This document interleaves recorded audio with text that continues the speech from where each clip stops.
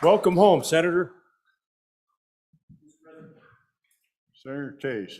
So I don't know if you all have noticed these beautiful murals up here, but they're former Senator and President True's relative, Alan Tupper True, did these murals and our ones down the hall, and also came up with the bucking horse and rider on the license plate that Lester Hunt was Secretary of State. So what a great guy and a great connection to Wyoming, even if he does get a little birdie with some of his ideas. I hope that's working out. Really good to see him. Yeah. We got to be pretty careful here if we start down the path of things that he's done, because the list is pretty long, folks. It's all the way from mineral trust funds on down. He played a pretty key role in a lot of the neat stuff. Hey, we're really pleasured and honored today. We've got the privilege of welcoming Wyoming's 2023 Teacher of the Year, Mr. Zachary Beam. Mr. Beam has worked as a high school science teacher at Newcastle High School for the past 9 years. Prior to that, Mr. Beam worked for the United States Forest Service Jobs Corps Education Department. Currently teaches physical science, physics, advanced chemistry, and science, technology, engineering, and mathematics, the STEM Lab. Mr. Beam has presented at state and national conferences on managing a paperless classroom, logistics of summer field science, and implementing a student marker space to support student interest in STEM. A lot more than that. If you watch the State of the State address, he was at it, proudly out of my district. And as you can see in our smaller districts, our teachers don't wear one hat. He teaches a whole myriad of subjects. We are so proud of our teachers and what they do. Please help me welcome him to the Senate.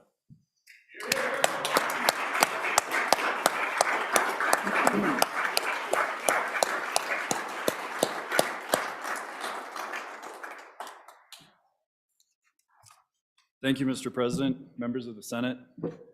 My name is Zach Beam. I'm the 2023 Wyoming Teacher of the Year, and I truly am excited to be here. I'm excited to learn about the legislative process, and I appreciate the opportunity to talk to you today. I began in education a little bit different than some. I didn't always know I wanted to be a teacher. And so as a 17-year-old kid going into my senior year of high school, I knew a couple of things. I knew math and science, and if you took first hour study hall, you could sleep in. So I figured I had a great plan going in. Unfortunately for me, but fortunate for my career and what I've done, my principal recognized my plan. And so right away, I was pulled into the office. At that time, he asked me to mentor some 8th grade students in math, and that changed the trajectory for my life. This opportunity was something, it took a little while to settle in, but it's something that I truly appreciate. And unfortunately, there's no test score or mark on my transcript that would ever show that that opportunity had such an impact. Now, as a science teacher, I appreciate giving these opportunities as well. I think they're extremely important. Being a science teacher, I focus on STEM, science, technology, engineering, and mathematics. And anytime that I can get my students excited about anything in these areas, I gladly point them in that direction. To that end, I have my students do independent STEM projects each fall. I encourage them to contact people in the field, get to know people in industry, and truly enjoy their projects and get excited about them. I've been part of a great science team who have developed a makerspace at our school, and this develops the kids' technical skills in the careers that we're seeing emerging each and every day. They learn how to 3D design, 3D print, they learn basic electronics and using microcontrollers, and it's been an awesome opportunity. I'm not unique though. If you look in pretty much every school, any given day, you're gonna find these unique opportunities that teachers are providing for their students. Some of us are crazy enough to take them camping, and if you ever consider taking a bunch of kids camping, it's a riot. It's a really good time. But it also exposes them to our great state. I don't know how many students have told me, and other teachers have told me, this is the first time our kids have ever gone camping, which is wild for people in Wyoming, but it truly is an opportunity for them. They learn about what the Game and Fish do and what Forest Service do, and we can introduce them to these professions that they might not known existed. We also have had teachers in our state really get their students excited about the legislative process. And I think this is amazing that students are the reason we have a Wyoming state reptile and state shrub. Unfortunately, again, none of these things show up on our test scores. The scope of education is so much bigger than our test scores, and I recognize how important they are, but I truly want you to recognize as well that we are doing a lot more things to help develop our students and get them ready for the next steps in their lives. So as an educator, I would not ever say that I understand the full scope of your jobs, and I would hope that you would also not necessarily say you know the full scope of ours, but be willing to ask us questions, be willing to come into our classrooms. I want to challenge you over the course of this session to think about the core ideas in the RIDE initiative that Governor Gordon put forth, which focuses on student-centered learning and career pathways. And I really am going to challenge you to be innovative, just like he does, to implement change in education that really supports student opportunities. Both the RIDE initiative and what the State School Board of Education is doing with Profile of Graduate focuses on what students can do after high school, whether that be the military, workforce, or higher education. And remember, we as educators need those necessary tools to accomplish these things for our students. And being that it's Take Your Local Official to School Month, I would invite all of you into our schools, into your district schools, so that you can truly ask us whatever questions you would like, so you can get a full understanding of what we're doing. The Level Up Leadership Cohort is here for the next 2 days, which is made up of award-winning teachers and administrators who would love to talk to you at any given time, now and in the future. Thank you again for your time, and I yield back to you, Mr. President.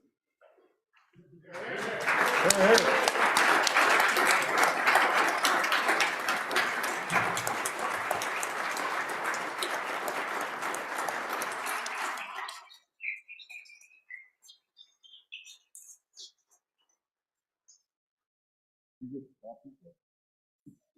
copy of the transcript from the state of the state? Make sure you those were the prior copies.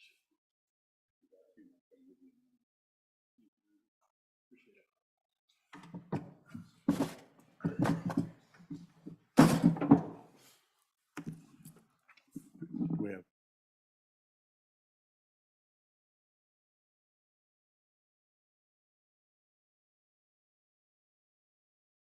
reports from standing committees. Oh, excuse me, Senator Ellis, excuse me. Mr. President, may I have privilege of the floor? You may. Mr. President, we have some outstanding educators with us today from the Wyoming Department of Education's Level Up Leadership Program. The Level Up Leadership Program seeks to elevate Wyoming's educational professionals by providing leadership development to an annual cohort of Wyoming's leading educators. This program helps education leaders build relationships that cross district lines, increase the knowledge of what's going on in other parts of the state, and helps these leaders develop strategies to continue to engage with their community. The Level Up Leadership Cohort and alumni members are made up of District Teachers of the Year, principals, Milken Award winners, and Presidential Award of Excellence in Math and Science teaching finalists. I also want to mention this group of educators, along with the Wyoming Department of Education, are hosting a breakfast for all of us legislators tomorrow morning from 7 to 8:30 in the morning in the Capitol Breezeway. So please, let's take a chance to have breakfast with them and then welcome all of these outstanding educators to the Wyoming Senate. Here.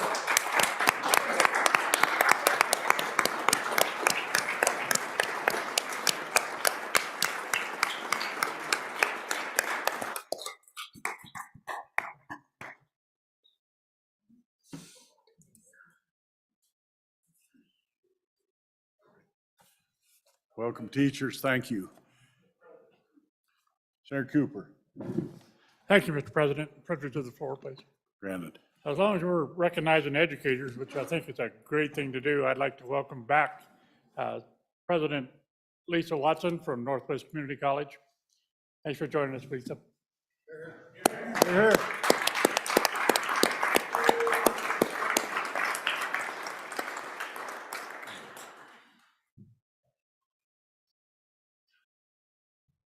Senator Bite. that a re-referral, sir? It is. I've got this Johnny Carson thing going on. Mr. President, I think you're holding Senate File 90. Yes, sir. Can you remind me the title? Wyoming Property Tax Relief Authority. That's the one. Wyoming Property Tax Relief Authority does have an appropriation, and I would please ask that it would be re-referred to appropriations. That objection so ordered. Thank you, sir. Reports from standing committee? No journaling, I got that. Reports from standing committees.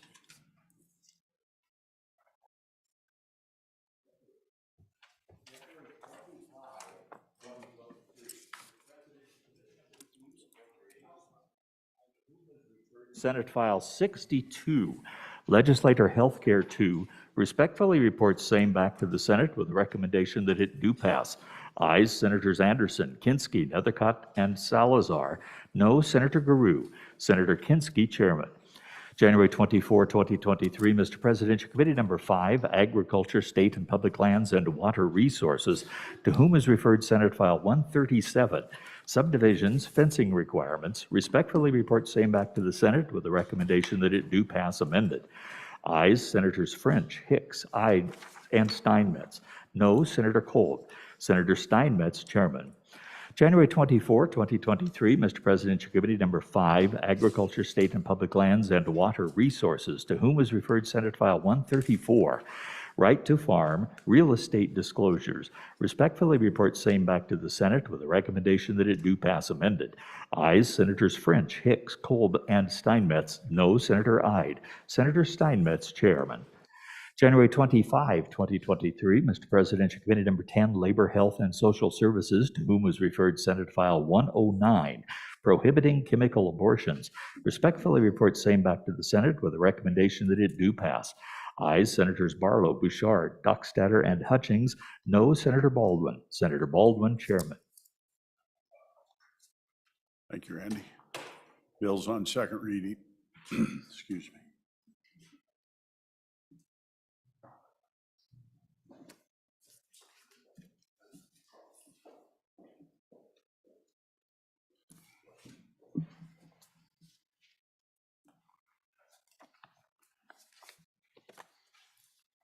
Senate File second reading, Senate File 17, second reading of the Senate File. Senate File 17, Off-Road Recreational Vehicles, Safety and Insurance. Senate File 17 having been read two separate times. The question is, so the bill be read a third. Hearing no objection is so ordered. Senate File 24, second reading of the Senate File. Senate File 24, Financial Exploitation of Vulnerable Adults. Senate File 24 having been read two separate times. The question is, so the bill be read a third time. Hearing no objection is so ordered. Senate File 54, second reading of the Senate File. Senate File 54, Judges Housing Allowance. There is an amendment. Could we have the amendment read in? Senate File 54, second reading amendment number 1, page 1, line 16, delete. Senator Hicks. Mr. President, I move second reading amendment number 1 to Senate File 54 and ask for your favorable consideration. So members of the Senate, you have a handout on your desk, and I'm going to reference that, and it'll say Senate File 54 up there, and it's the Wyoming Comparative Cost of Living Index. And so I'm going to reference this because this is basically what the amendment does. So Mr. Chairman, or Mr. President, what it does is it goes into on page 1, line 16, and it strikes the word is significantly. The reason I think that's important because significantly may mean something different to you than it does to me. And I think if we're going to provide clear guidance to the courts to adopt rules on housing allowances, it needs to be something that's not nebulous or ambiguous or something that we can't agree on even here on the floor is what constitutes significantly. So what this does is it goes into the Wyoming Comparative Cost of Living Index, which is produced by the state. And as you'll look at that, it lists every county as to what the cost of living index is, and it goes so far as to break out what food, housing, apparel, transportation, medical, recreation, and personal care is. And so you can look at each county and see what's going on in your county based on the cost of living index here in Wyoming. What this amendment says is, for the purposes of judges' allowances, you would have to be over 150% of whatever that county cost of living allowance is based on the data published by the Division of A&I. Mr. Chairman, you can see under the scenario, if we use the 150% index number, I think it gets to what the intent was. And it'll show you that there's only one county that there would be eligible for judge allowances for judges based on the Wyoming cost of living index. And that's our county over there just south of a large national park and next to another one. Mr. President, that's what the amendment does. It just uses real index numbers instead of something subjective with the terminology. Stand for any questions. If there's no questions, ask for your favorable consideration. Question being called. We're voting on second reading amendment number 1 to Senate File 54. All in favor, say aye. Aye. Those opposed, no.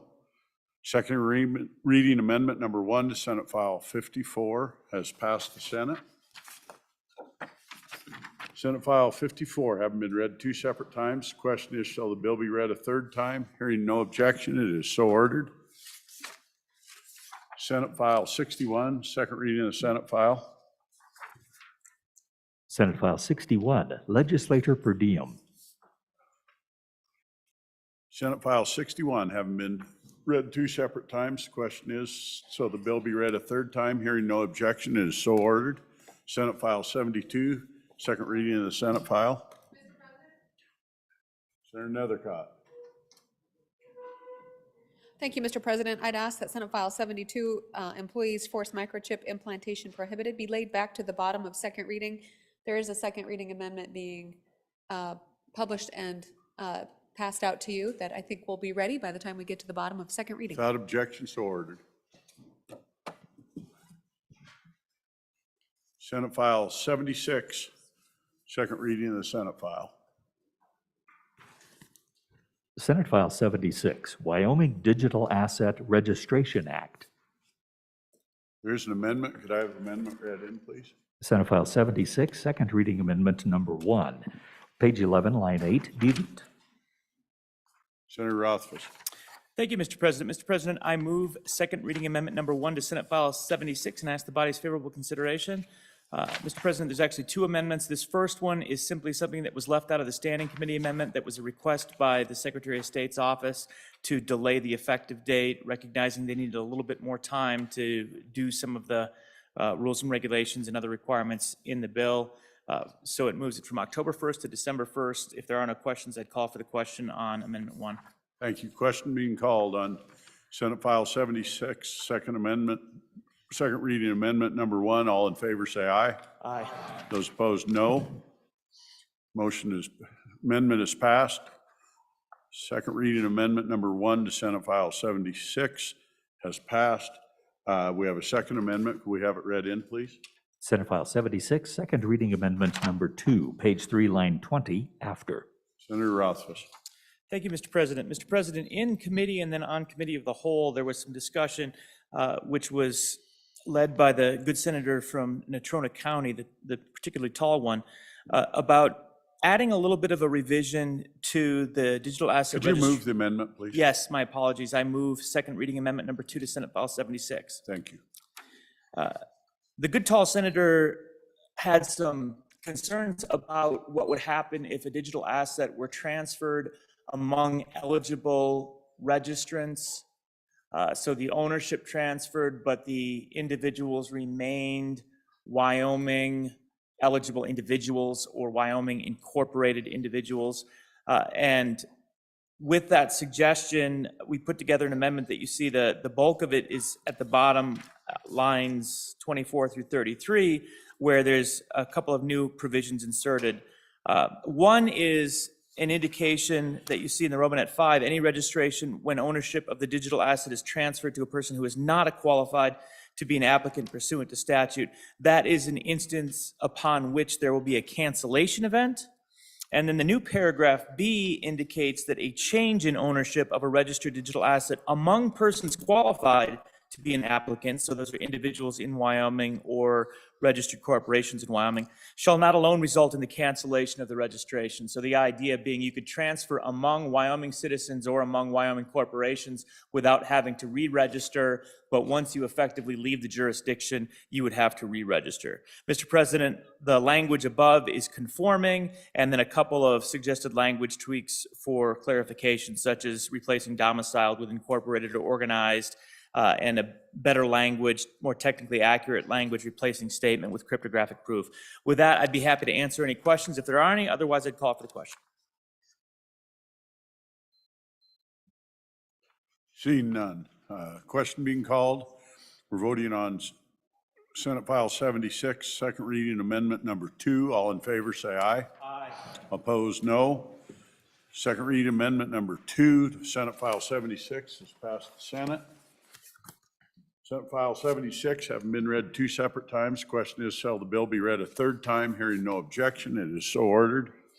Senate File 82, second reading of the Senate file. Mr. President? Excuse me, Senator Ide.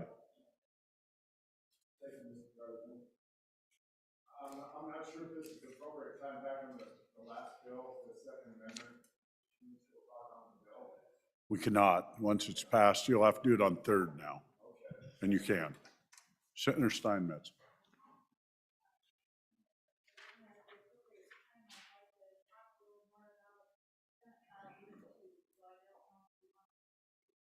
We'll read it in and then you can comment. Senate File 82, second reading of the Senate file. Senate File 82, eligible water and sewer projects funding. Senator Steinmetz.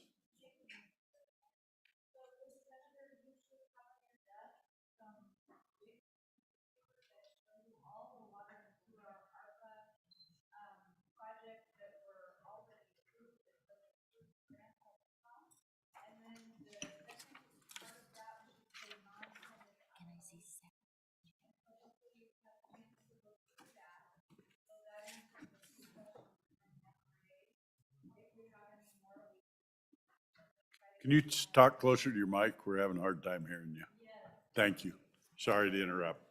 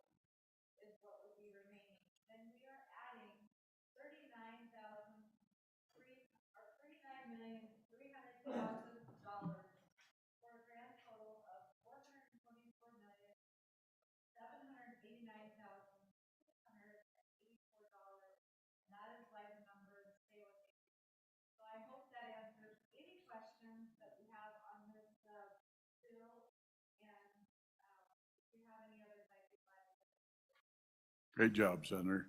Senator Drew.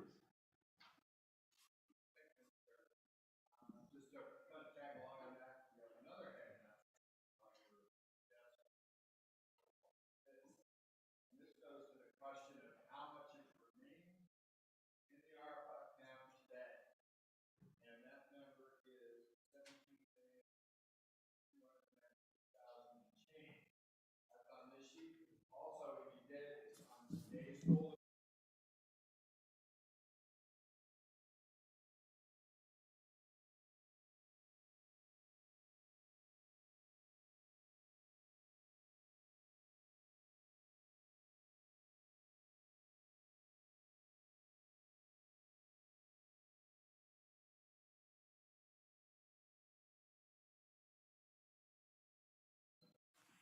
Okay, thank you. Quick note for everybody, talk pretty loud. The mics are not working right, even though they show they're on. They're pretty light. So Senator Nethercott. Thank you, Mr. President. I just want to point out a piece of clarification of what I stated yesterday. You'll note that on the funded projects provided in that handout, that this part of the state is not included in those approved project funds. But if you look on the non-funded applications, there are some sections of those applications. So just want to correct that testimony for the body from myself from yesterday. Thank you. Further questions? Further questions? Senate File 82 having been read 2 separate times. The question is, shall the bill be heard a third time? Hearing no objection, it is so ordered. Senate File 108, second reading of the Senate file. Senate File 108, Court Reporter Fees, District Court Discretion.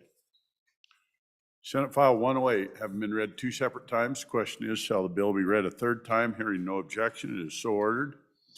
Senate File 112, second reading of the Senate file. Senate File 112, Peer Support Counseling, Confidentiality. There is an amendment. Can we have the amendment read in, please? Senate File 112, Second Reading Amendment Number 1, page 1, line 11, delete. Senator Nethercott. Mr. President, I move second reading amendment number 1 to Senate File 112 and ask for your favorable consideration. Good senators, as you recall from the presentation of the bill yesterday, that there would be a second reading amendment to clarify for the counselors that peer support counseling shall not include the type of counseling that licensed counselors pursuant to their professional occupational licensing statutes is not the same. It does not apply to this act. So just clarifying those 2 different occupational roles here in recognition of those concerns from the counselors. Ask for your favorable consideration. See no further. Question being called. We're voting on second reading amendment number 1 to Senate File 112. All in favor say aye. Aye. All opposed, no. Second reading amendment number 1 to Senate File 112 is passed the Senate. Senate File 112 having been read 2 separate times. The question is, shall the bill be read a third time? Hearing no objection, it is so ordered. Senate File 114, second reading of the Senate file.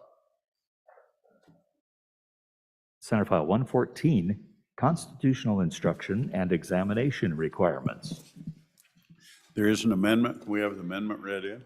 Senate File 114, Second Reading Amendment Number 1, page 2, line 17, delete. Senator Hutchins. Thank you, Mr. Chair. I move second reading amendment number 1 to Senate File 114 and ask for your favorable consideration. I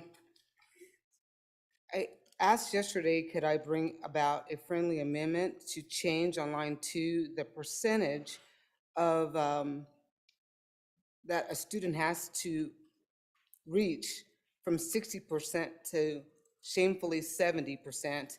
And I'd like you to vote yes, and if there's no questions, vote yes on the amendment. Thank you. Further discussion. Senator Ellis. Thank you, Mr. President. Just for purposes of discussion, we have these kind of discussions all the time, at least in the years that I've served on the Senate Education Committee. And, you know, one thing that we like to say in this body that I think is pretty applicable is we love local control until we don't like local control. And so, in this bill, we are prescribing which test to use. We are prescribing which percentage constitutes a passing grade. In years past, we've had these attempts to have our districts comply and give us information about social studies, and I completely understand the frustration. I think the concern here that we need to be really thoughtful of is the way the bill is drafted is, students shall not graduate from high school. That's a really hefty thing to think about. You think of some of our students out there who are struggling, maybe don't have the mental capacity. There are a lot of things that we should be considering. And so while I appreciate the intent to say we want all of these students to be wildly proficient in civics, just to keep in mind, we've picked one test, and this could affect children in our state and preventing them from graduating. This has been a concern of ours for years, is looking how do we improve graduation rates, making sure these kids are proficient. So I just want a little thought to this because I'm just thinking about the students that might be affected, who might have to be held back and not being able to enter the workforce because they can't meet this higher burden or this higher test percentage of passage. So just a little more discussion, Mr. President. Further discussion? Senator Hutchins? Your second time. Mr. Chairman, I don't know if this will answer this. I did say I'm ashamed to have moved that up to only 70%. I think it should be higher. That's why I'm ashamed. I think it should be 95, 100. And I think with the testimony that we heard yesterday, these students are given ample opportunity to study for the test, and they can take it numerous times. So if there is some difficulty with a student, I'm sure they can get help with passing 10 questions, Mr. Chairman. Thank you. Thank you. We're on second reading amendment number 1 to Senate File 114. All in favor say aye. Aye. Those opposed, no. Motion is passed. Division, everyone in favor of Senate File, second reading amendment number 1 to Senate File 114, please stand. Low standards. Oh, goodness.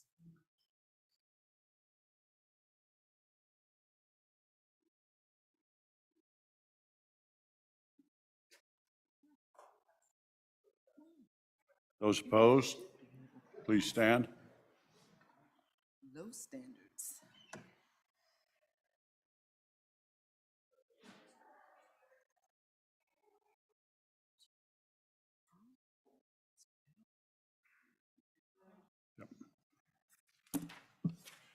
Second reading amendment number 1 to Senate File 114 has failed, 15 to 16. Senate File 114, having been heard 2 separate times, the question is, shall the bill be heard a third time? Hearing no objection, it is so ordered. Senate File 116, second reading of the Senate file. Senate File 116, Protection of Lawful Commerce in Firearms. There is an amendment. We have the amendment read in. Senate File 116, second reading amendment number 1, page 4, lines 12 and 13, delete. Senator Scott. Mr. President, I move adoption of this amendment. Mr. President, the purpose of this bill is really, the catch title expresses it very well, protection of lawful commerce in firearms. And what this amendment is in the list of what we're trying to do with the bill is to keep harassing lawsuits from eliminating the lawful buying, selling, commerce in firearms. And there has been some tendency for some of the opponents of guns to use that tactic to try to drive people out of the business and prevent the lawful commerce. The amendment is in the list of exceptions. What we're trying to do with the bill is prevent that kind of harassing lawsuit. And there's a list of exceptions to the provisions of the bill. And what this amendment does is eliminate one particular exception that has to do, Mr. Chairman, it's on page 4, it's the one that says brought against a seller for negligent encroachment or negligence per se. And Mr. Chairman, if that exception is in there, that bill has lost most of its teeth and becomes a gummer, because that would be a very standard allegation, and whether there's negligence or not is typically, I think, regarded as a jury question. If we have that, if a suit alleges that and you say, well, we're going to allow all those, you can't get the suit dismissed and the harassment will be successful. So what I'm doing is removing that exception, and that will put a lot more teeth into this bill, Mr. President, and I would urge adoption of the amendment and be happy to answer any questions. Questions? Seeing none. We're voting on second reading amendment number 1 to Senate File 116. All in favor say aye. Those opposed, no. Second reading amendment number 1 to Senate File 116 is passed the Senate. We have another amendment. We have read in, please. Senate File 116, second reading amendment number 2, page 2, line 22, delete. Senator Dockstader.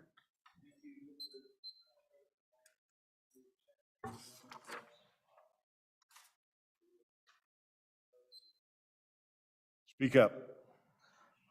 A little louder, please.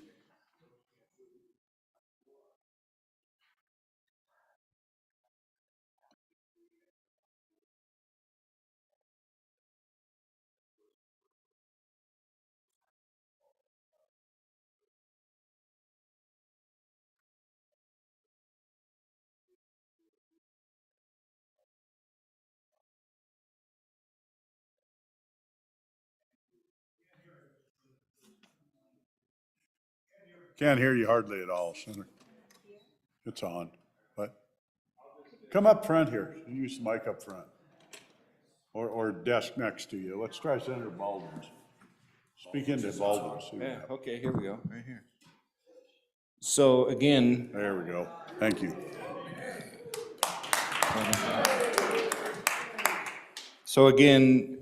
we're finding balance for this bill, and I worked with someone who, good legal counsel, who said this would bring that balance in line 5. I'm not going to read all of that again, but applies to a person who received the qualified product for damages, or the person who provided the qualified product if done so in violation of state or federal law.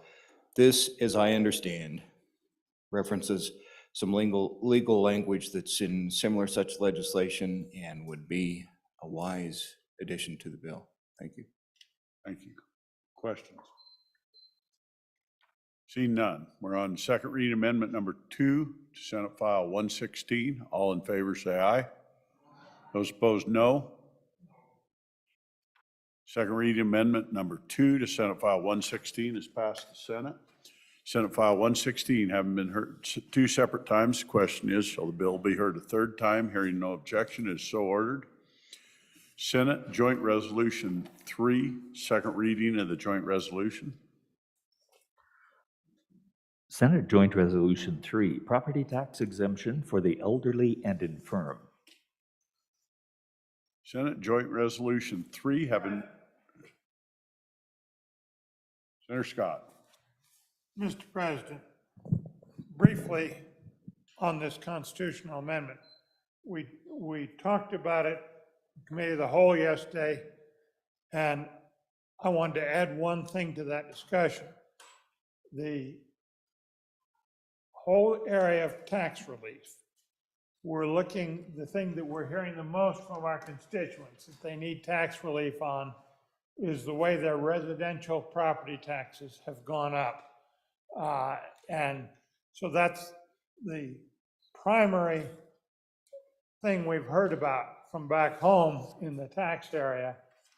If you want to grant tax relief anywhere, this is the most important. The trouble is that when we wrote the existing provisions that govern our property tax, and I was a junior member of the committee that did that, we tied it up very tightly so you couldn't have more than 3 tiers. Because we found a number of other states, they would have 40 or 50 tiers. And the thing became a meaningless hash where everybody that wanted out of it could get special treatment. Now, so we put it in the Constitution very tightly and very successfully, have only 3 tiers. To give property tax relief for homeowners, and particularly the elderly and disabled homeowners, you need to amend the Constitution in order to do it. And what I'm asking, Mr. President, is between now and third reading, that those particularly who think that tax relief is a virtuous thing to do, think very hard about this, because if you're going to do it where the people need it the most, you've got to pass this constitutional amendment, because we were successful in tying it up so you couldn't create extra tiers, and that's what created the need for this constitutional amendment. So, Mr. Chairman, I hope, Mr. President, I hope I've articulated that thought successfully, but I ask you to think about that between now and third reading. Thank you. Senator Hicks. Yeah, Mr. Chairman, I'm not sure I understood the explanation, but I thought I heard it was Senator Scott's fault. Just maybe a little clarification on that from my colleague from Bates Creek. That was an answer for sure. Senate Joint Resolution 3, having been heard two separate times, the question is, shall the bill be heard a third? Hearing no objection is so ordered. Senate File 72, second reading of the Senate file. Senate File 72, employees forced microchip implantation prohibited. There is an amendment. We have the amendment read in. Senate File 72, second reading amendment number 1, page 3, line 12, delete. Senator Nethercott. Thank you, Mr. President. I move second reading amendment number 1 to Senate File 72 and ask for your favorable consideration. Good senators, the sponsor of the bill supports this amendment, and what the amendment does is it strikes out really term of art language associated in known employment law that triggers, I think, employment law protections beyond what the bill is intending to do, and removes those term of art language, specifically creating a hostile work environment, and replaces that with taking an adverse employment action. We remove the language associated with providing a reasonable accommodation and instead insert the language work alternatives. And then we delete the line associated with tracking employees and instead allow businesses to continue using technology associated with the efficient operations of their business, but just kind of clean up some of that language there. Stand for questions and ask for your favorable consideration.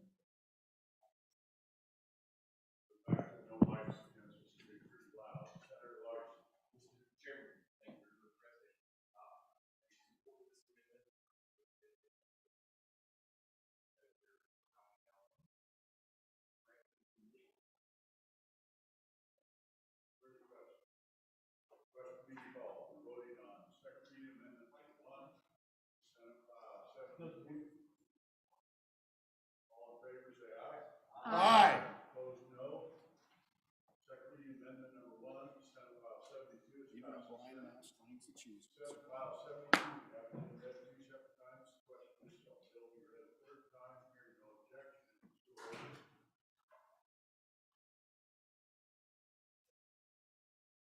Senator Fox. Thank you, Mr. President. May I have privilege of the floor? You may.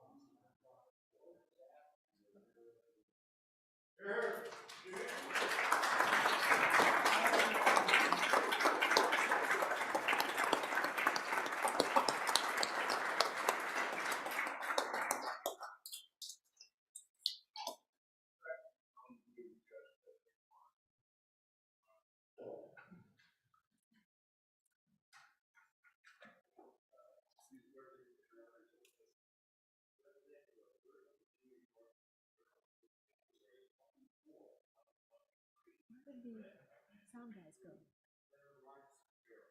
We're just here. Are there any objections? Being none, we're adopted. It'd be great if they could hear this. Bill's on third reading and final passage. I think yes. The recorder, we have the consent list. Mr. President, we do have a consent list. I move the third reading consent list, which is as follows. Senate File 23, treatment courts, transfer to judicial branch. Senate File 28, livestock infectious diseases control, tribal inclusion. Senate File 41, skill-based amusement games, authorized locations. Senate File 65, compensation of local registrars, repeal. Senate File 87, natural resource funding, large project threshold increases. Senate File 96, Omnibus Water Bill Planning and Administration. Senate File 100, Designation of Spouses, Revocation upon Divorce or Annulment. Senate File 102, Food Freedom Act Amendments. Senate File 106, 2023 Large Project Funding. It's removed from the consent list. Having been read 3 separate times, the question is, shall these bills pass the Senate? Senate File 23, Treatment Courts, transferred to Judicial Branch. Senate File 28, Livestock, Infectious Disease Control, Tribal Inclusion. Skill-Based Amusement Games, Authorized Locations. Senate File 41, Skill-Based Amusement Games, Authorized Locations. Senate File 65, Compensation of Local Registrars, repeal. Senate File 87, Natural Resource Funding, Large Project Threshold Increase. Senate File 96, Omnibus Water Bill, Planning and Administration. Senate File 100, Designation of Spouses, Revocation upon Divorce or Annulment. Senate File 102, Food Freedom Act, Amendments. Senate File 106, 2023 Large Project Funding. The Chief Clerk will call the roll. On the consent list, Anderson. Baldwin. Barlow. Beitman. Boner. Bouchard. Brennan. Case. Cooper. Dockstader. Ellis. French. Murphy. Guru. Hicks. Hutchings. Ide. Jones. Kinsky. Kolb. Landon. Larson. McEwen. Nethercott. Pappas. Rothfuss.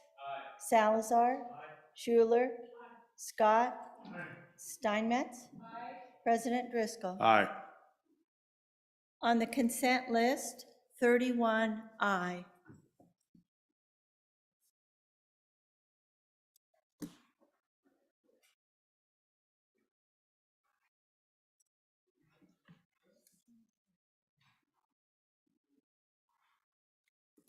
Senate File 23, are there any changes? Hutchings?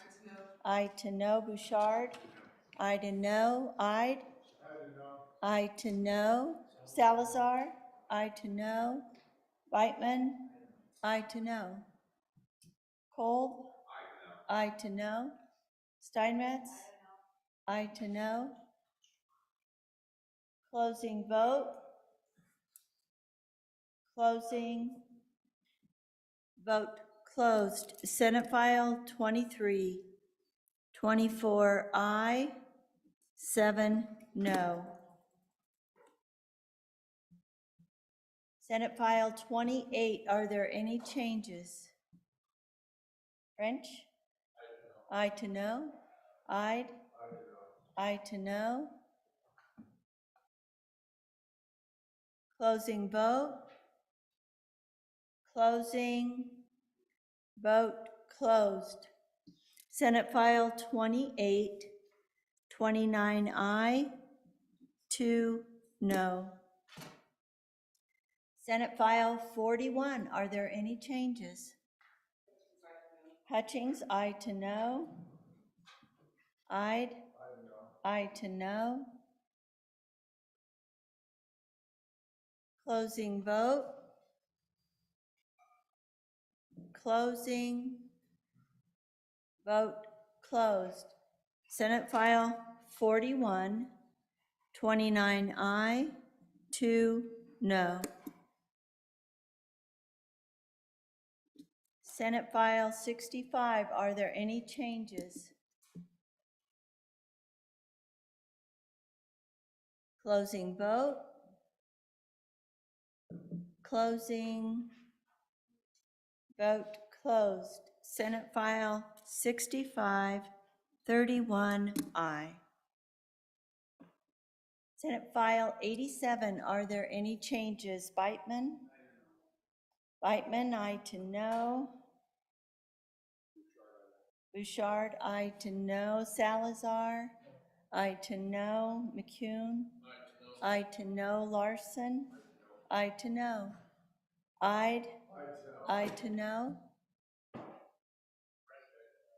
French, aye to no. Closing vote. Closing. Vote closed. Senate File 87, 24 aye, 7 no. Senate File 96, are there any changes? Closing vote. Closing. Vote closed. Senate File 96, 31 aye. Senate File 100, are there any changes? Larson? Aye to no. Bouchard? Aye to no. Ide? Aye to no. Hutchings? Aye to no. McCune? Aye to no. Brennan? Aye to no. Steinmetz? Aye to no. Closing vote. Closing. Vote closed. Senate File 100, 24 aye, 7 no. Senate File 102, are there any changes? Scott? Aye to no. Closing vote. Closing. Vote closed. Senate File 102, 30 aye, 1 no. Senate File 106, are there any changes? Beitman? Aye to no. Bouchard? Aye to no. Ide? Aye to no. Hutchings? Aye to no. McCune? Aye to no. Salazar? Aye to no. French? Aye to no. Steinmetz? Aye to no. Brennan? Nethercott, I don't know. Nethercott, aye to no. Brennan? Aye to no. Case? Aye to no. Larson? Larson, aye to no. Landon, aye to no. Rothfuss, aye to no. Closing vote. Dockstetter? Aye to no, sir? Aye to no. Guru, aye to no. Closing vote. Closing. Vote closed. Senate File 106, 15 aye, 16 no.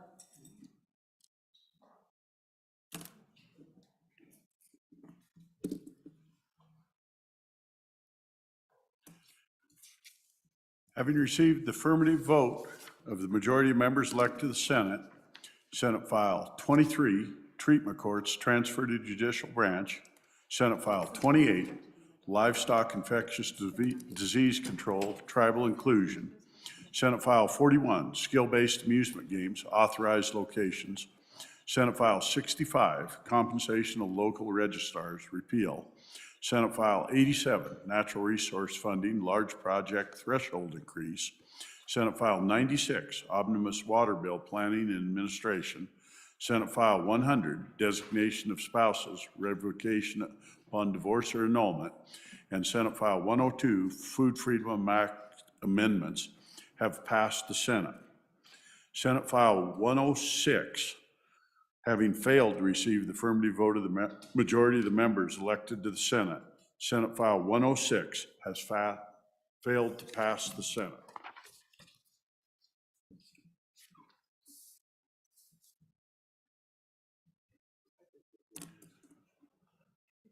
Mr. Majority Floor Leader, we're at that order of business, consideration of bills on general file. Mr. President, I move the Senate resolve itself in committee of the whole. You've heard the motion. All those in favor say aye. Aye. Those opposed, no. Motion is carried. Senator Larson approaches the desk.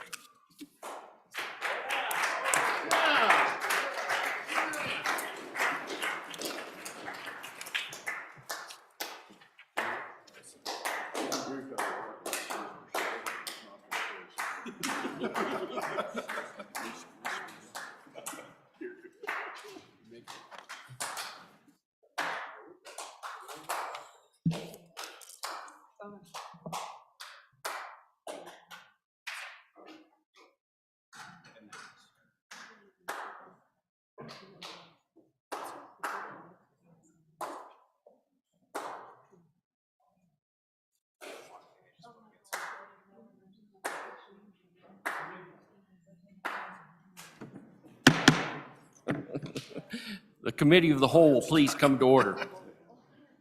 The first bill for our consideration is Senate File 117. Oh, you're. The reading clerk will read the bill. Story on March 5th. Some of us have to be an adult. We can't spend a one. Senate File 117, Parental Rights in Education. Mr. Chairman, Mike? I left it on, then I came back and talked to her, so you could all hear it. Hello, senators. Just turn off my mic. Your screen's blank, correct? Fate is giving me a mic. Okay, thank You're you. live whether you like it or not. Shoot, shoot.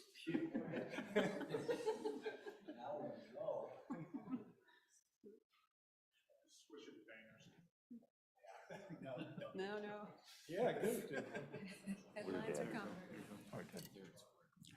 Senate File 117, Parental Rights in Education, an act relating to education sponsored by Senator Dockstader.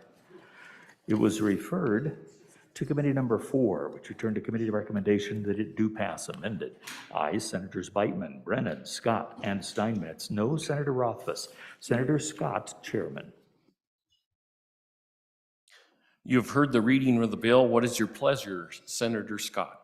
Mr. Chairman, I move that the Committee of the Whole rise from the floor to do so with the recommendation that Senate File 117 do pass. There was a standing committee amendment, and I ask it be read at this time. Senate File 117, Standing Committee Amendment Number 1, page 3, line 22, after. Senator Scott. Mr. Chairman, I move adoption of the standing committee amendment. Mr. Chairman, I'm going to explain the standing committee amendment, ask approval, and then yield the sponsor for a general explanation of the bill. Mr. Chairman, the bill is parental rights education. The standing committee amendment does two things of substance, Mr. Chairman. The first one is found on lines 9 and 10 of the amendment. And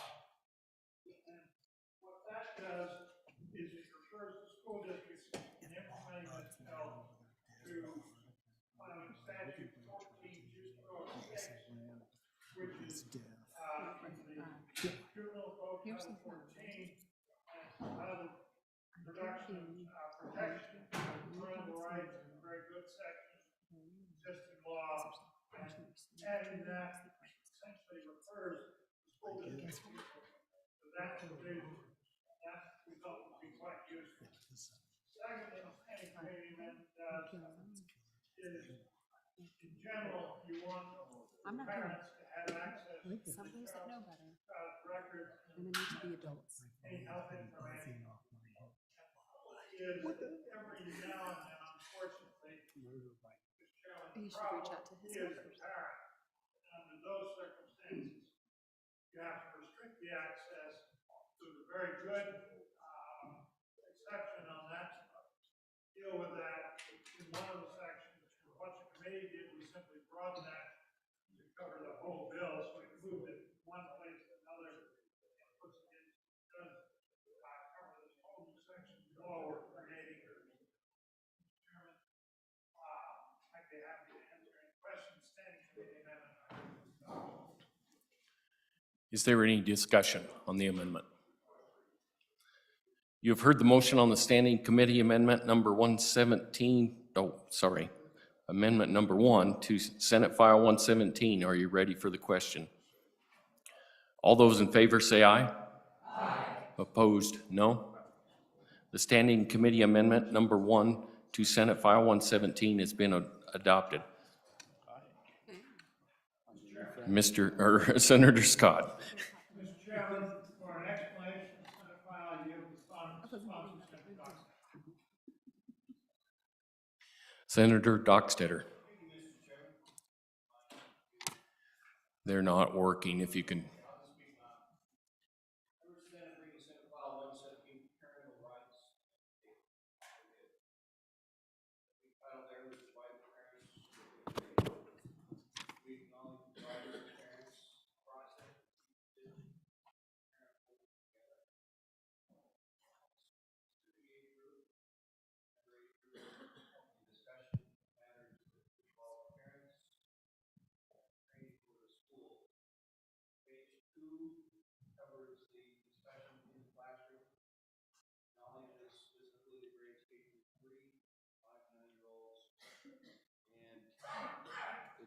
It's age-appropriate discussion. There we go. Page 3, fundamental rights of the parents, along about line 7. Keep the parents in the discussion all along the way, keeping the parents informed down on that final paragraph. And then page 4, we have state board guidelines, but there'll be some amendments.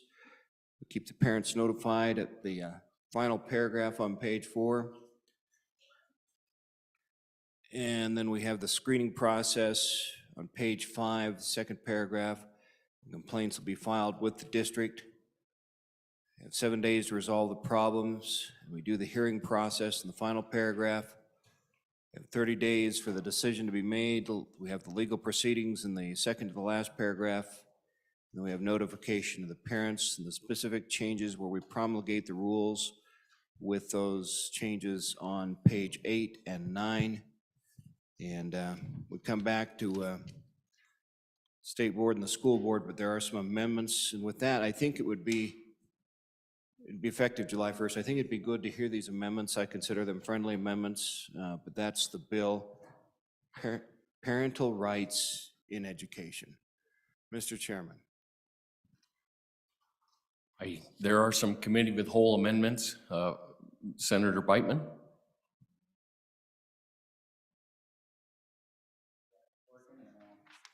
Oh, look at that. Feel like a DJ now. Okay. Can I have the Committee of the Whole Amendment number 1 be read in, please?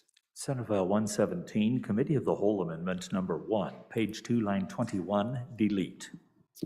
Thank you, Mr. Chairman. I move Committee of the Whole Amendment number 1 to Senate File 117. I brought 2 different amendments, so we wouldn't have to divide it because they cover 2 different cleanups. But then I see in my amendment here on Committee of the Whole number 1, there's a mistake, so I'm going to have to divide this amendment. So I would move division number 1 being lines 1 through 7, and then lines 9 through 17. And I would ask you to vote aye, and I'll take care of that one first. Ladies and gentlemen, this is some cleanup language in paragraph B, where it says each school district shall. If you read through the amendment, this is how it'll read if you adopt this amendment. So paragraph B, each school district board of trustees shall, and it will read, notify a student's parent or guardian immediately if there was a change in the student's services or monitoring related to the student's mental, emotional, or physical health or well-being, and the school's ability to provide a safe and supportive learning environment for the student. Romanet 2, not prohibit parents or guardians from accessing any of their students' education and health records created, maintained, or used by the district. Romanet 3, not adopt policies or procedures that prohibit school district personnel from notifying a student's parent or guardian about the student's mental, emotional, or physical health or well-being, a change in related services or monitoring.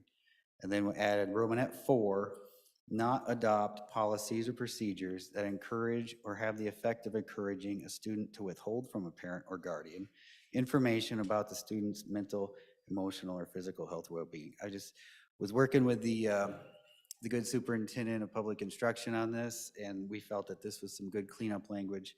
I don't know how I got Division 2 in this amendment. I apologize for that. I'll ask you to vote no when we get there on that. It's not something I wanted. But on Division 1, please vote aye, and I'll stand for any questions. Thank you. Senator Ellis.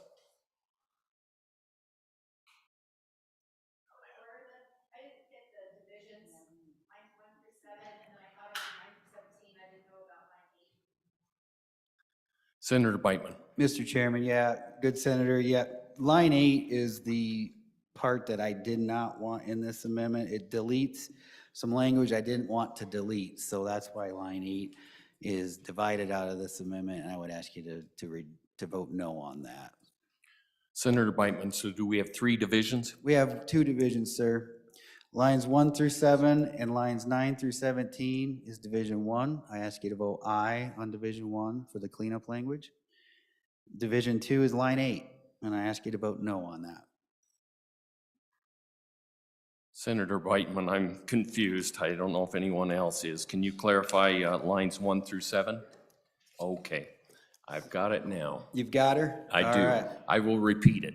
Division 1 is lines 1 through 7, including 9 through 17. That is correct, sir. Okay, we're on Division 1.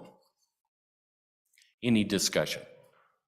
Call for the questions. All those in favor of Division 1 to Committee of the Whole Amendment Number 1, say aye.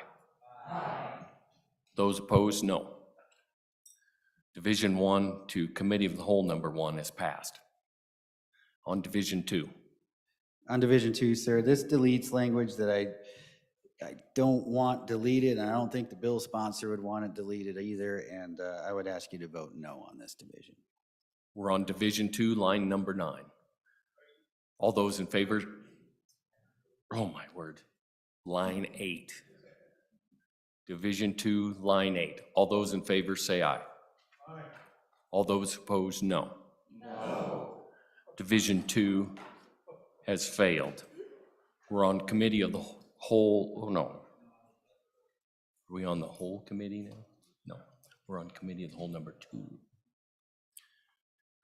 We're on the Committee of the Whole number 2 now. Senator Beitman. Thank you, Mr. Chairman. Can I have Committee of the Whole Amendment 2 please be read in? Senate File 117, Committee of the Whole Amendment Number 2, page 4, lines 8 through 14, delete. Thank you, Mr. Chairman. I move adoption of Committee of the Whole Amendment Number 2 to Senate File 117. This just it takes out the State Board of Education out of this bill except for 2 spots. You'll see on your amendment, on line 18 of your amendment, it would include the State Board to adopt procedures and guidelines for the resolution of parent complaints in accordance with the new language. And then also on line 24, State Board would adopt procedures and guidelines regarding student instruction and the provision of services associated with student health and well-being. And it deletes all the other references to the State Board. That's all that does. Is there any discussion? Seeing none. You have heard the motion on Committee of the Whole Amendment Number 2 on Senate File 117. Are you ready for the question? All those in favor say aye. Aye. All those opposed, no. Committee of the Whole Amendment Number 2 to Senate File 117 has been adopted. We're back on the bill. Any discussion on the bill?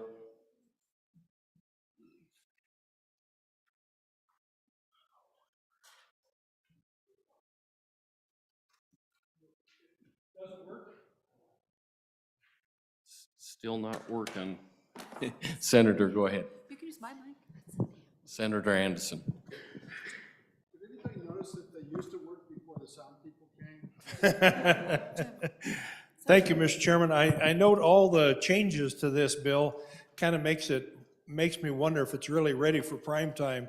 I think we have some problems in there. I've received a lot of information from my constituents saying that there's a lot of changes need to be made to make this palatable for them. So I am a no vote. Any other discussion? Senator Scott. Mr. Chairman, we've had a good deal of testimony on this bill in committee number 4. Had quite a number of people favoring it, emphasizing the importance of parents being able to participate in what was going on, knowing what was going on with their kids at school, and very much approving of what this bill did in terms of making sure there was parental access. And this has been a real problem in some of the school districts, finding for the parents finding out what's going on with their kids in school. And then there was a fair amount of testimony against it, people claiming it was discriminating. Frankly, I read through the bill multiple times. Mr. Chairman, I'm concerned whether there was any discrimination. Well, I couldn't find it.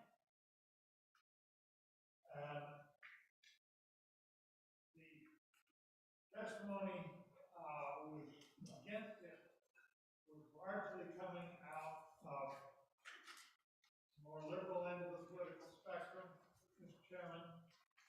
And I listened to their explanation. I still couldn't find discrimination. The bill does what it's intended to, tries to reinforce the rights of the parents, know what's happening with their kids, to be able to instruct their kids themselves.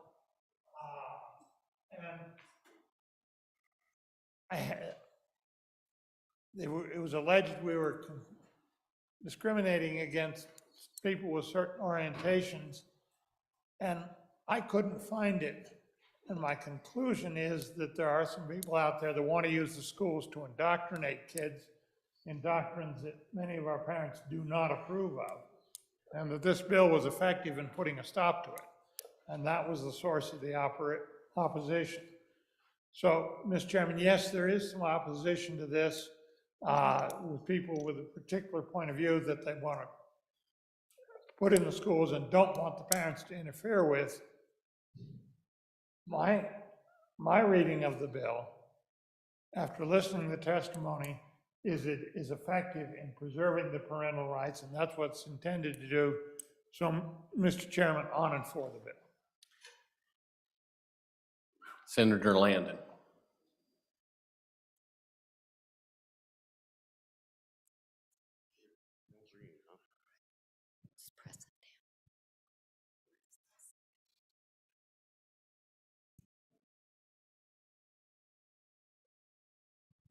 Can you hear me now? Senator Landon. Mr. Chairman, thank you. I wasn't maybe even going to rise on this bill. I have a whole bunch of puzzlements, but I have to push back a little bit on what the good chairman just told us, which is we've got a number of districts where this is a problem.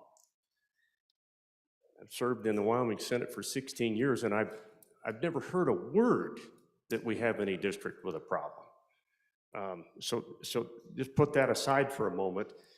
The reference to a spectrum, let me try to help you understand one of the cautions that I have about this bill. I think people know pretty much where my spectrum is. If you don't, I'd love to tell you. It leans pretty far to the right, frankly. But I served in education for a long time, over 30 years. And toward the end of my career, I was not a licensed professional counselor, Mr. Chairman, was not a licensed therapist, but I served in the Dean of Students office, and I served as the athletic director of a school, albeit at a level just above this one. And I'm really proud of the fact that I feel like students could trust the fact that they could come to me. on any number of topics, and they knew that what we were talking about was confidential. I think as I read this bill, what that means is that every time one of our counselors or therapists visits with a student, this bill requires that to be reported to a parent. My concern is on a number of fronts, but the main concern is, are students even going to come to professionals for any help or any concerns or anything that's going on in their lives? Many of them, quite honestly, Mr. Chairman, did not want their families to know, did not want their parents to know if they were dealing with something. So that's just one of my concerns. The other major concern, of course, is that we're overriding a whole lot of school districts out there. We're moving as quickly as we can to a state school board, apparently, and neutralizing our local boards. And I just fundamentally have a problem with doing away with this local control. So those two things, Mr. Chairman, and I would appreciate a dialogue on that front, and maybe the bringer of the bill can help me with the fact. Maybe that district is having a lot of problems over there on the Western Front, and I'm just not aware of it. Thank you, Mr. Chairman. Senator Grew.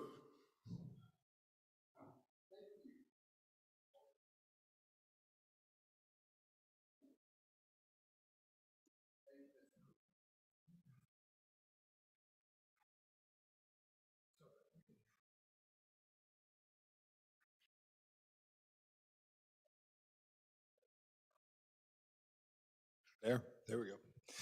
Thank you, Mr. Chairman.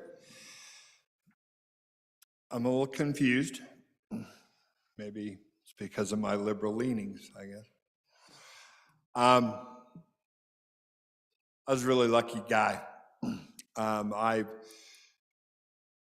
I talked about just yesterday, I own a home in town, and I paid for it for 30 years, and I paid my taxes every year, and paid for my dues to the Teton County School District number 1 for 30 years, and never used it.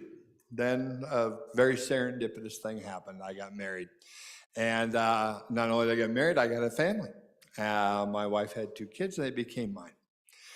5th and 6th grade, we started at Jackson Hole Middle School, and the elementary school.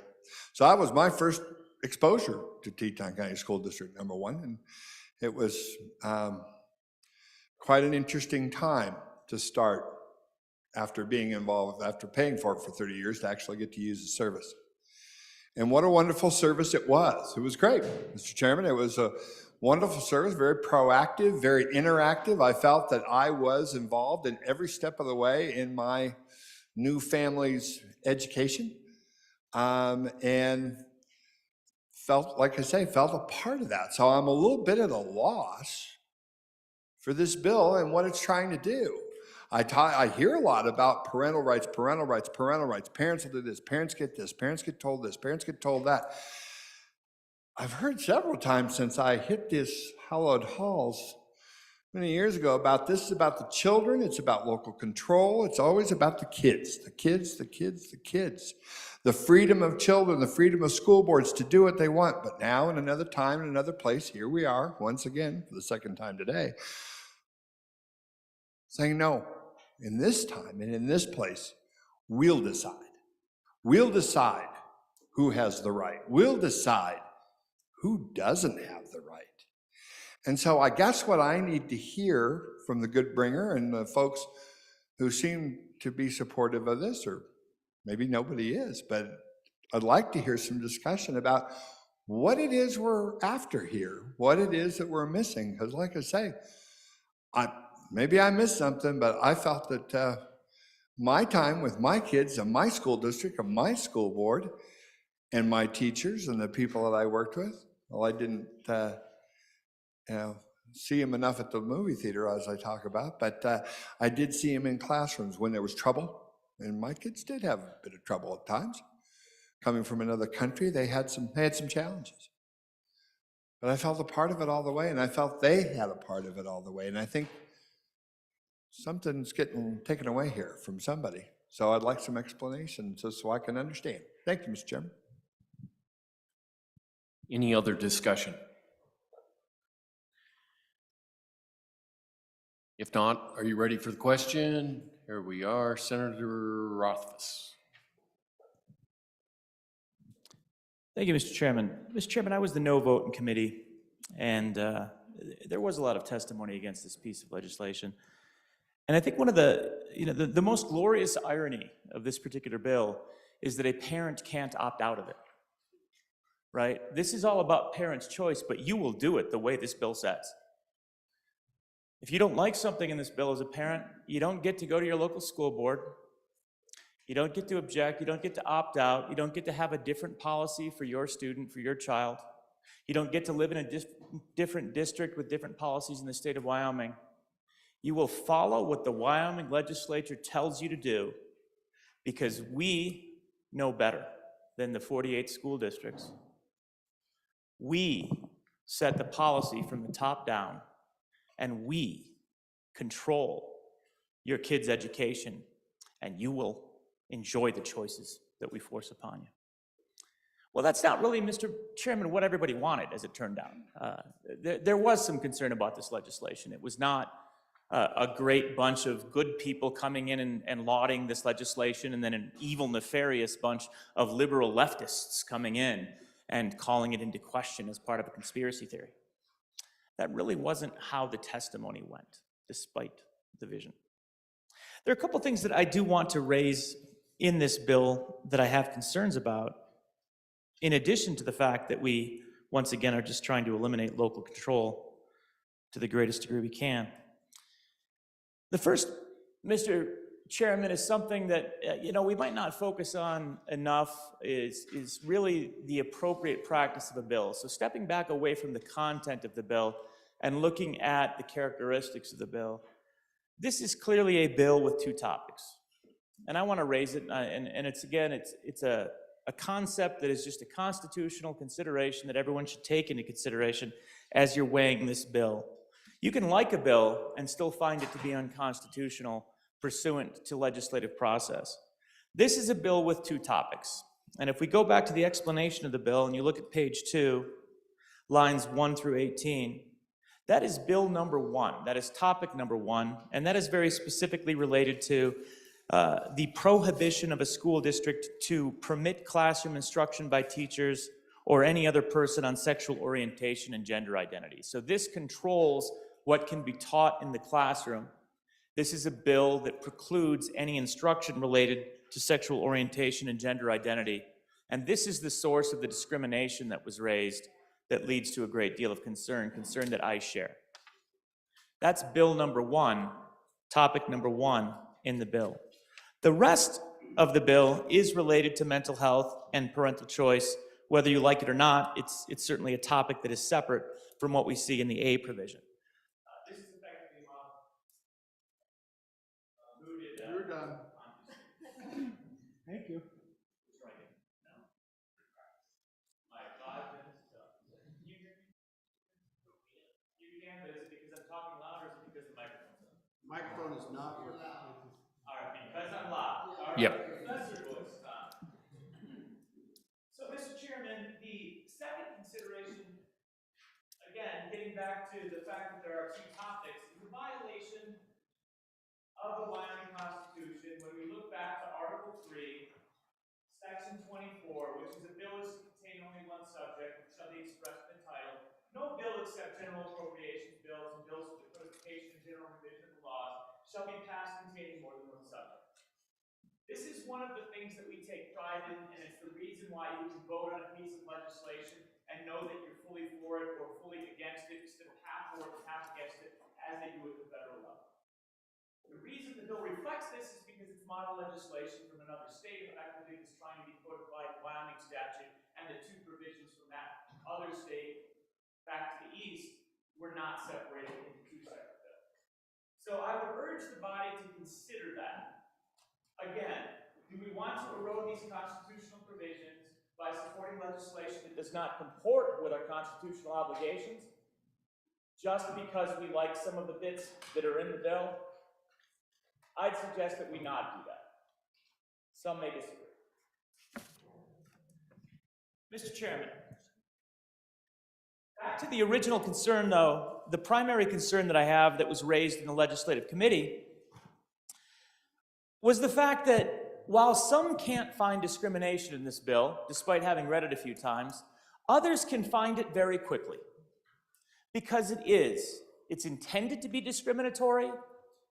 The testimony in the committee made it clear that the intent and purpose was discriminatory because what they wanted was to ensure that there wasn't any, quote, indoctrination related to sexual orientation and gender identity. In other words, there was no ability to have any equivalence in the K-3 grades for those LGBTQ families that want their family structure to be recognized as a kind, loving relationship. No, don't talk about it. Don't provide the equivalency. If you're reading a story to those kindergartners, make sure there's a mother and a father, but not two fathers. Read the right books. Read the books that we've approved of. Don't provide any instruction that would allow alternative family dynamics to be respected, to be trusted, to demonstrate loving relationships. Don't allow those things. That's what the first part does. That's the intent of it. And if it doesn't do that, tell me what it's doing, why we need it. This is one of those things that either does nothing, as perhaps suggested, and let's get rid of it, or it does something very bad, which is intentionally discriminate against people based on their sexual orientation and gender identity and those of their families. This is the equality state. It certainly was the equality state. Is it still? When we try to enshrine discriminatory behavior in our legislation, despite the glorious phrasing that we have throughout Article 1, particularly Section 2, equality of all, in their inherent right to life, liberty, and the pursuit of happiness, all members of the human race are equal. But we want to edit out some of those people from K-3 education because some people are more equal than others, Mr. Chairman. That's not true equality. That's not what we're trying to do to the education system.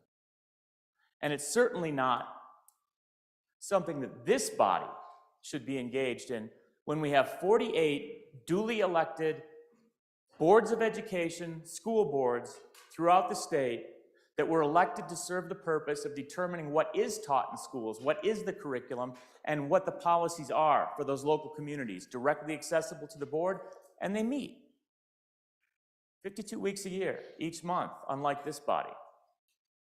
This is a top-down, unwanted, unneeded solution that recognizes some people's personal beliefs while discriminating against others that do not share those beliefs. That's why I voted no on this, and that's why I encourage you to as well. Senator French. I'll just speak loud. Thank you, Mr. Chairman. I stand in support of this bill. This is about common sense. We have no business teaching our little ones, K through 3, about sexual orientation or gender identity. Come on, folks. We know what's right and wrong there. Senator Scott. Mr. Chairman, let me first address the two subjects argued. Mr. Chairman, there are frequently provisions that are very related to the primary purpose of the bill that are included. And that's the case here. You'll find that's the case in many of the bills we pass that work just fine, that pass any kind of legal muster. What's going on here is a lot of the complaints are generated by inappropriate instruction that's not age appropriate. And so the bill seeks to eliminate those to cut down the volume of complaints that you're going to get from parents. It's perfectly constitutional. Now, on the question of it, is it discriminatory? Mr. Chairman, when all else fails, read the bill.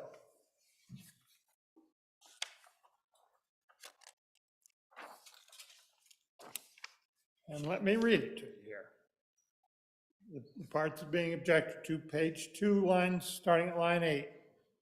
No school district shall permit classroom instruction by teacher or any other person on sexual orientation and gender identity,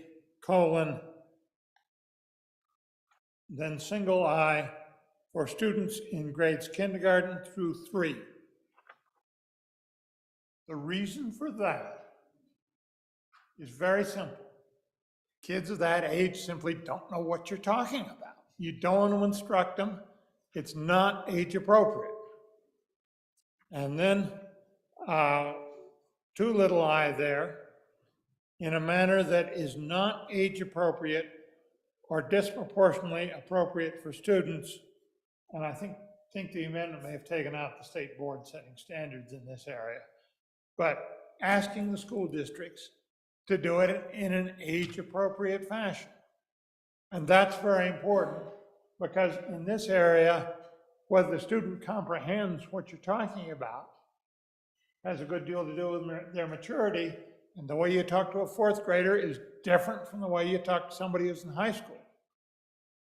So it's not forbidding any instruction on these, it's limiting it, saying in the very early grades, simply not age appropriate. In the grades above that, you have to do it in an age appropriate fashion. And I would suggest to you that the objections to those provisions are being taken and distorted by people who are trying to make this bill into something it is not. On and for the bill. Senator Landon.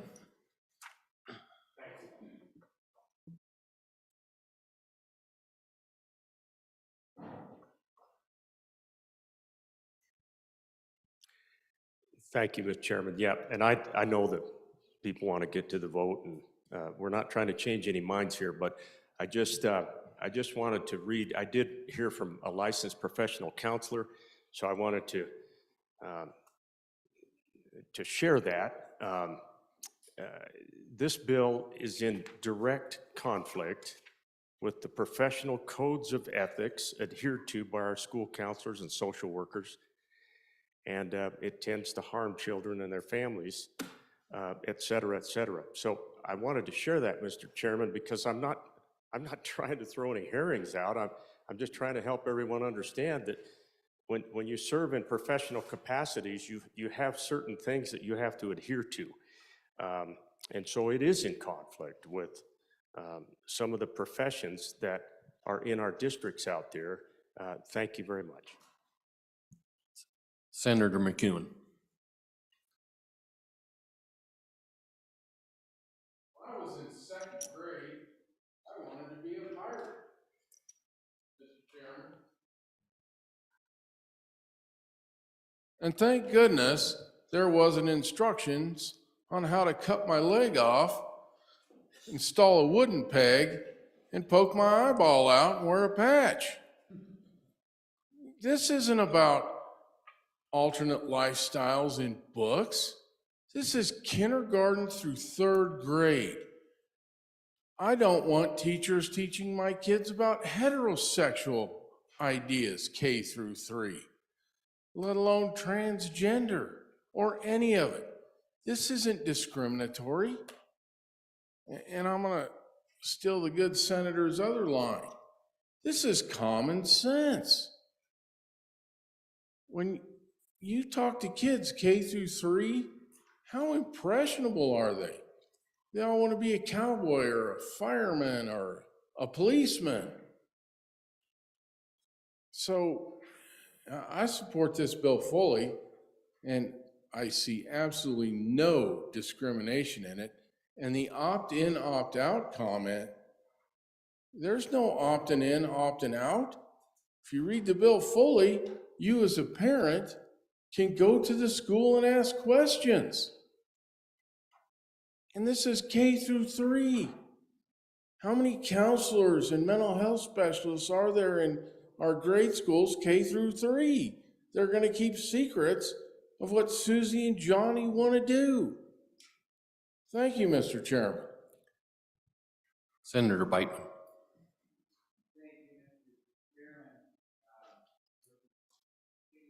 That last comment about the therapists and the mental health professionals. This bill gets at that exact issue where you have right now what's going on in some of these districts. You may have, basically, I consider it medical care, mental health, medical care being provided to your student without your knowing about it, without your permission. This bill says the parents shall be notified. What is so bad about parental involvement in medical decisions with your child? It's common sense. I don't want my kid talking to a counselor without me knowing about it. At least let me know after the end of the day that my daughter came down with some issues and here's what we talked about. That's what we want. That's common sense. The people that don't want that, that raises some serious red flags for me and a lot of other people. And that's why a bill like this is needed. And again, like the good chairman of education just said about this is K through 3. Why are we even talking about sexual orientation and gender identity to these small children that have no idea what you're even talking about? On and for the bill, sir. Any other discussion? Seeing none. Well, Senator Dockstader.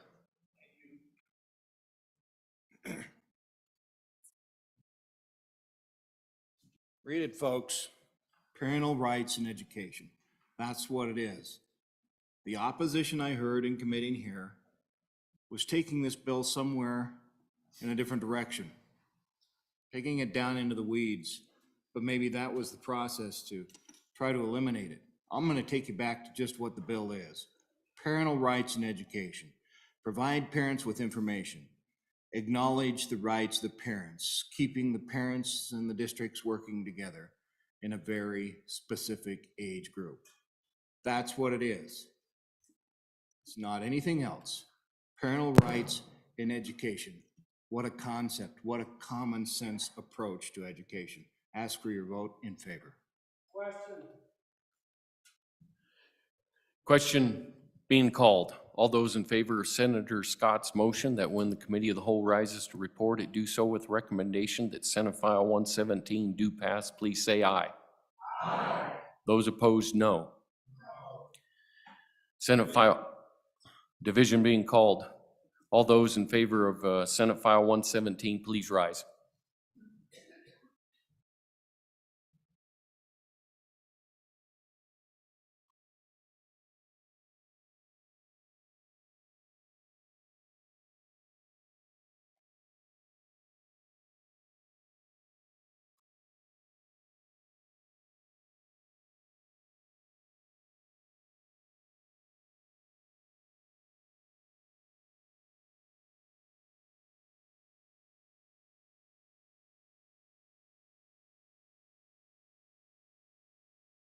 All those opposed, please stand.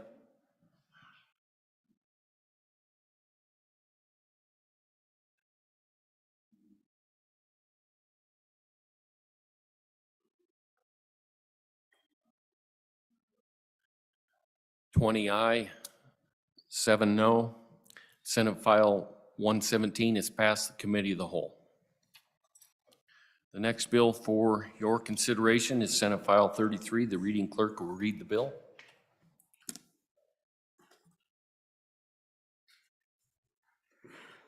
Senate File 33, defining aircraft for purposes of hunting prohibition, sponsored by the Judiciary Committee, an act relating to game and fish, was referred to Committee Number 6, which returned a committee recommendation that it do pass. Ayes, Senators Baldwin, Ellis, Guru, Jones, and Schuler. Senator Schuler, Chairman. You have heard the reading of the bill. What is your pleasure, Senator Schuler? Mr. Chairman, I move that when the committee of the whole rises to report, do so as recommendation. Senate File 33 be passed. And I will call Senator Baldwin. Senator Baldwin. 33, it's good to talk something non-medical for a change. This is a pretty simple bill. It goes into statute 23-3-306, which discusses use of aircraft, motorized vehicles in hunting. This simply adds the definition or clarifies the definition of something we've talked about a lot, and that's adding drones. If you go to the bottom of page 2, we just add this phrase. For purposes of this section, aircraft means any machine or device capable of atmospheric flight, including but not limited to an airplane, helicopter, glider, dirigible, I like saying that word, dirigible, or unmanned aerial vehicle. And that's all this bill does. It just adds the category of drones, so they can't be used in hunting or in the activity of hunting. And that's simply all this bill does. I encourage an aye vote. Senator Ellis. This bill came to the TRW committee out of some work done in the Joint Judiciary interim. And I just was hoping to have a little bit more clarification. I asked it during their meeting, but we didn't get a response. Why the Game and Fish, if they feel like they don't already have the regulatory authority to add a definition like this through rulemaking. And so if anyone from the Judiciary Committee can clarify why it has to come through a legislative act, I'd be curious to know that. Thank you, Mr. Chairman. Is there any discussion?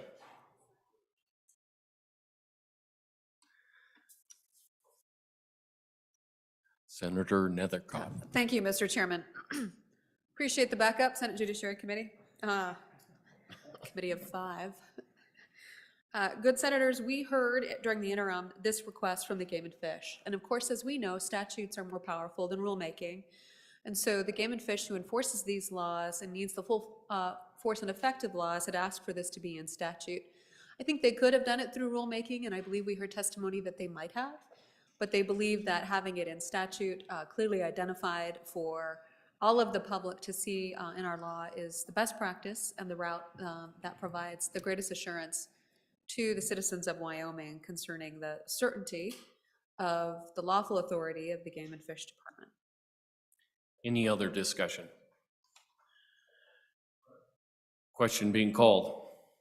All those in favor of Senator Schuler's motion that when the committee of the whole rises to report it, do so with recommendation that Senate File 33 do pass, please say aye.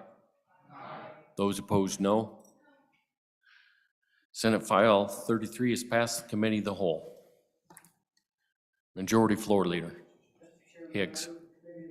Beg leave and rise to sit again. All those in favor say aye. Aye. All those opposed, no.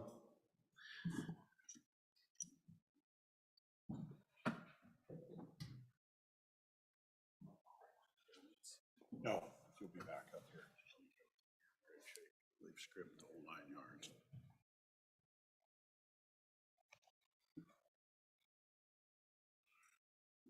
Reading clerk will read the committee of the whole report. No. I am sorry, that's my bad. Standing committee reports.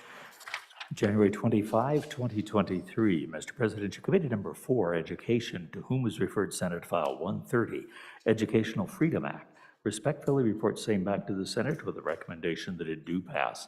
Ayes, Senators Beitman, Brennan, Scott, and Steinmetz. No, Senator Rothfuss. Senator Scott, Chairman.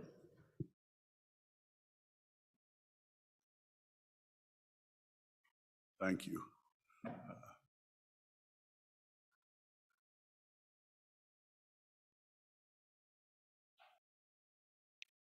Are there any, Mr. Majority Floor Leader, that clears the desk. Mr. President, I move the Senate stand in recess until 2 p.m. Thank you, Mr. Majority Floor Leader. Announcements. Senator Doc Stater. President, your Minerals Committee number 9 will be meeting 15 minutes after noon recess today, Capital Extension Room 4, to hear Senate File 127, Wyoming Stable Token Act. Senator Schuler. Thank you, Mr. Chairman. Senate Committee number 6, Travel, Recreation, Wildlife, and Cultural Resources will meet tomorrow at 8:30 to hear 2 bills, Senate J007, Support for Taiwan, and Senate File 178, Mountain Lion Pursuit Seasons. Thank you. Senator Kinski. Thank you, Mr. President. It's not a formal meeting after over the lunch hour, folks, but appropriations will be meeting in the appropriations room to go over with staff the latest financial profile update. And so you're more than welcome to join us if you'd like to learn a little bit more about that. And then your committee number 2 appropriations tomorrow, Thursday, January 26th at 8 a.m. We'll meet in W113. And we will bring on Senate File 148, state budget, 145, state budgeting and reserves. Senate File 158, public and employee retirement plan contributions. Senate File 146, state-funded capital construction. And then at noon, your Appropriations Committee number 2 in room W113 will take up SF 166, border wall and security and sanctuary city transport. Senate File 169, state shooting complex task force. Senate File 90, Wyoming Property Tax Relief Authority, and at both of those, any other referrals as re-referrals as received. Senator Case. Thank you very much, Mr. President. Your committee number 7, corporations, will meet tomorrow morning starting at 7 a.m. in capital W110. We'll start with Senate File 128, which is transfer of state lands exchange. We'll move to Senate File 92, small customer electrical generation. Then Senate File 131, prohibition on delivery of unsolicited ballot forms. That should take care of our morning. And then, Mr. President, we're going to come back in at 12:30 over the noon hour. Let people get some lunch first, hopefully. And we'll take up Senate File 142, carbon capture and sequestration. So thank you. Keep dishing them out, Mr. President. We'll keep throwing them back to you. Thanks, Chairman Case. Appreciate the hard work. Senator Boner. Thank you, Mr. President. Your committee number 8, Transportation, Highways, Military Affairs, will meet today upon adjournment in Capitol Extension Room W2 and online to consider Senate File 141, Transportation Technology Transfer Center Program Funding, Senate Joint Resolution 5, Air Force 75th Anniversary. Senator Steinmetz.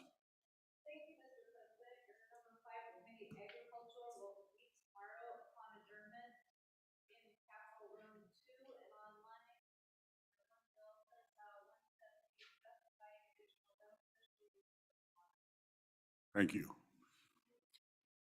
Senator Barlow. Thank you, Mr. President. Privilege of the floor. Privilege floor. Grant. Members, today, the Wyoming Community Service Providers, those folks that take care of those vulnerable and disabled folks in our community, are having their luncheon downstairs, and they're going to have a small presentation in honor of one of the members of the legislature. So please consider joining them over the lunch hour. Thank you, Mr. President. Thank you.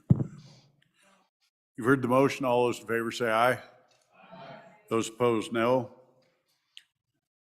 We are recessed until 2 p.m.